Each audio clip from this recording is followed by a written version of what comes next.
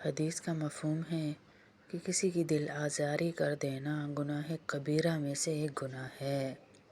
گناہ کبیرہ جسے ہم چھوٹا سا گناہ سمجھ لیتے ہیں، یار میں تو منہ پہ بات کرتی ہوں، میں تو اگلے کو وہاں سے چوٹ پہنچاتی ہوں، اس کو ایسا درد ہو ہے۔ منہ پہ بات کر دینا، کسی کی دل آزاری کر دینا گناہ کبیرہ میں سے ہے، چھوٹا موٹا صغیرہ گناہ نہیں ہے۔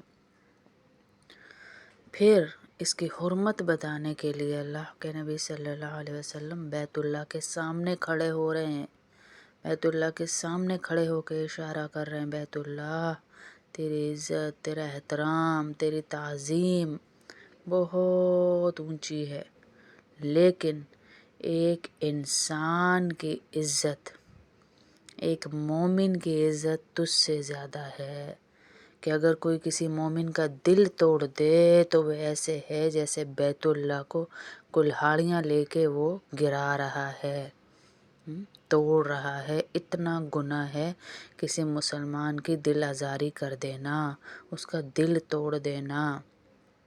مجھے تو اس وقت ٹھنڈک پڑ گئی، لیکن اس کے دل پہ کیا گزر رہی ہے؟ کیا کرے گا اللہ ہمارے ساتھ؟ پھر دہکتی ہوئی آگ کے ستونوں کے ساتھ اللہ ہمیں باندھ دے گا۔